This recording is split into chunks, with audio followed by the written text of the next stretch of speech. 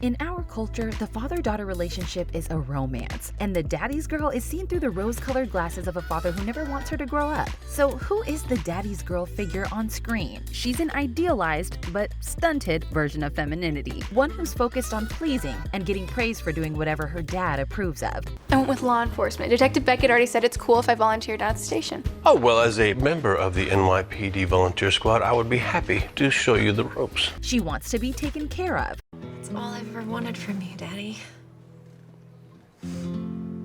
For you to spend money on me. And as an adult, might seek a partner who substitutes for her father figure as a provider. She's stuck in a childlike state. Hillary, at your age, I shouldn't have to do this. No, Daddy, no! I want you to reach into that purse and give me your credit cards. Even when she comes off as a mature adult in other contexts, she tends to revert to a youthful passivity when she's around her father or other authoritative male figures. At the same time, she's highly sexualized, a male fantasy of passive sweetness mixed with sexual voraciousness. Well, Daddy's little girl. When it comes to actual parenting, a recent study showed that to this day, while a mother's role revolves predominantly around caring, fathers get to be more involved in play. In The Daddy's Girl, this dynamic persists in adulthood as a kind of role play, with the daughter as an infantilized, helpless innocent, and the father her heroic savior. She'll be okay. I'm taking Tala into town. This dentist glues teeth. Here's our take on the daddy's girl, and what happens if she doesn't outgrow seeing her dad as the greatest guy in the world. The daddy's little princess character is an example of arrested development, stuck between girlhood and womanhood. Princess. Mwah. While these characters often rebel against and assert independence with their mothers, with their fathers, they stay in a childlike state. Often, this has a lot to do with daddy's money. I love you, Daddy. I love you too, Angel. Money, please. The rich princess version of the daddy's girl upholds a very traditional, old-fashioned view of the family, where the mother is the caregiver and the father is the provider. In this framework, the father's value is his cash value. Daddy will get you a golden goose as soon as we get home. No, I want one of those. Bonka, how much do you want for the golden goose? And if the adult daddy's princess doesn't want to grow out of her role, she simply replaces the parental provider with a partner who will keep enabling the lifestyle she enjoys. We also see how this model gets adopted in professional spaces. In Parks and Recreation, Mona Lisa Saperstein applies this formula to Tom Haverford, only seeing him as a potential partner when he starts to assert his authority over her, and then immediately turning to him for financial support. We're together now. Hey, bitch. I need to borrow some money to do something that is none of your damn beeswax. In 30 Rock, NBC executive Jack Donaghy sees his protege Liz as someone he can mold and mentor in the absence of any children of his own. And The Dropout explores how young Elizabeth Holmes filled her Theranos board with prestigious older male mentors and investors, whose fatherly affection for Holmes led them to both romanticize her and want to help or protect her. I'm just a girl who had a dream to change the world. I need adult supervision. Countless stories illustrate to us that remaining in this childlike state of deference toward a male provider ultimately stunts the growth of the daddy's girl. In Friends, Rachel and her sisters all begin as daddy's girls, and with her wedding to Barry in the series pilot, Rachel is on track to fill her father's role with her new husband. Come on, you can't live off your parents your whole life. I know that.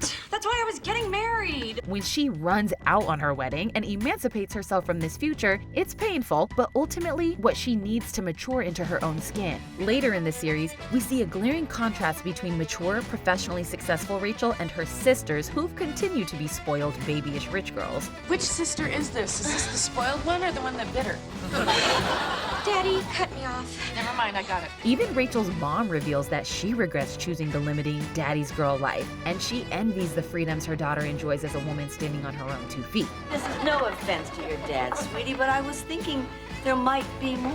Ultimately, the daddy's girl needs to leave her father figure behind to reach her full potential. But what if that's easier said than done?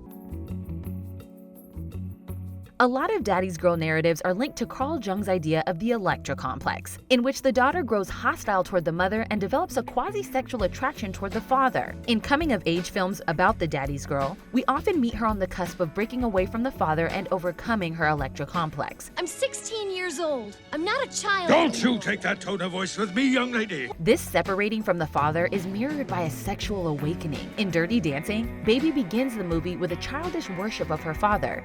and I thought I'd never find a guy as great as my dad. But when she begins to fall for dance instructor Johnny, she transfers her previous feelings for her father onto her new beau. This leads to conflict with her dad. I'm sorry I let you down.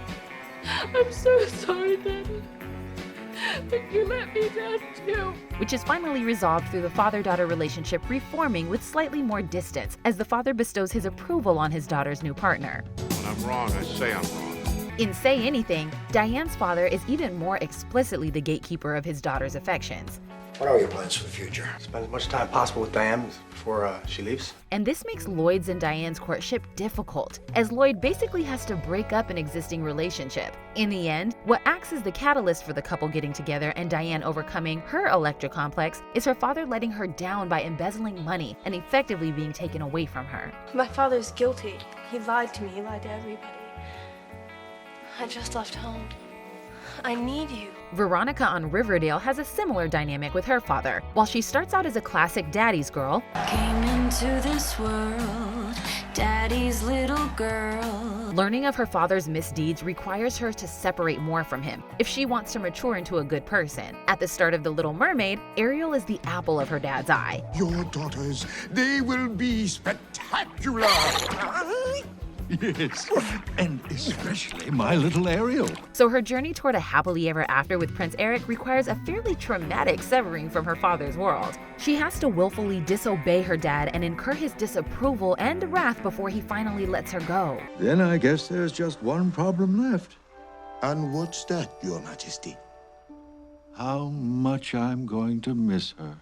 In a number of these stories, the maternal figure has actually died, so there's a gap in the family unit that needs to be filled. In To All the Boys I've Loved Before, Lara Jean's relationship with her father has a sweet, romantic quality because they're bonded in grief. So her father dotes on Lara Jean, while Lara Jean and her sisters play a maternal role within the house. You know your mother and I used to come here all the time when we were dating. Really? I didn't know that. In Emma, and its 90s update Clueless, the Daddy's Princess character even more explicitly tries to step into her deceased mother's shoes and take care of her dad. Daddy, you need your vitamin C. And don't try sneaking out of the office. Dr. Lovett's coming by to give you a flu shot. But she's really play acting a maturity beyond her years and still has a lot of growing up to do. Finding a serious love interest who challenges her helps her move beyond this sheltered initial state and become a more fully realized adult. Meanwhile, in other stories, tension comes when there's something that prevents the Electra Complex from being overcome, or when the romantic partner feels too similar to the father. Monica's relationship with Richard and Friends feels uncomfortable at first because Richard is her dad's friend, someone who knew Monica when she was a child. It seems your daughter and Richard are something of an item. That's impossible. He's got a Twinkie in the city.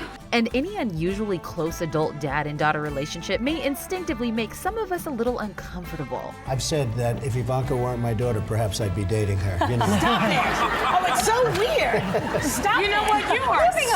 Yeah. Terrible. Yeah. When this is taken to an extreme, it becomes horrifying. The climaxes of Old Boy and Audition both speak to this. In Old Boy, the revenge-seeking Ode-Sue has been inadvertently tricked into a relationship with his daughter, while in Audition, violent Asami lures in older men who court her because of her innocent childlike qualities. In Orphan, this is even more explicit. The film's monster is a psychopathic woman who disguises herself as a child and gets herself into adoptive families to kill the mother and seduce the father. She's dangerously ill, violent. She killed 7 people that we know of. But the real reason these stories are so unsettling is because they play with an existing discomfort and push the boundaries of what's acceptable.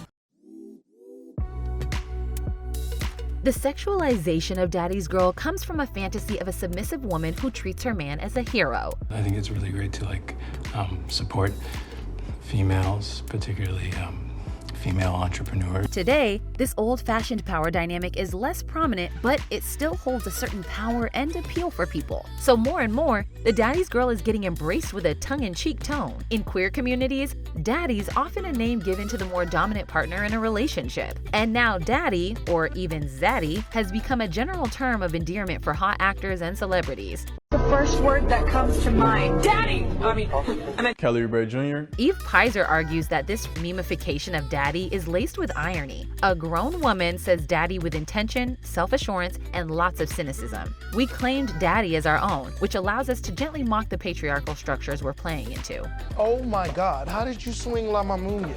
Did you get a secret zaddy? Arguably, one of the knock-on effects of this has been the rise of sugar daddies and sugar babies, where the relationship is viewed as almost entirely transactional, but nonetheless enjoyable. If there were no pimps, then hookers would be badass. Sugar babies don't have pimps. Well, then sugar babies are badass. The modern daddy's girl appeal can also be seen in the Harley Quinn-Joker relationship. Harley's Suicide Squad costume features a shirt reading Daddy's Little Monster. All this can still veer into territory that makes people uncomfortable. 50 Shades' relationship dynamics have garnered a lot of criticism over the years, and while in Suicide Squad the Daddy's Little Monster aesthetic was played for sex appeal, the follow-up Birds of Prey made a statement about Harley's need to get out of her toxic relationship with Joker. I lost all sense of who I was. I only had eyes for pudding. In Shiva Baby, a college student ventures into the world of online sugar daddies, but finds the experience more disempowering than she expected. And Cassie on Euphoria is a textbook example of how being too hung up on a daddy fantasy, especially if your real dad is absent or neglectful, can make a young woman insecure and too vulnerable to attention from guys she sees as a father substitute. She also never saw her dad again. She fell in love with every guy she ever dated.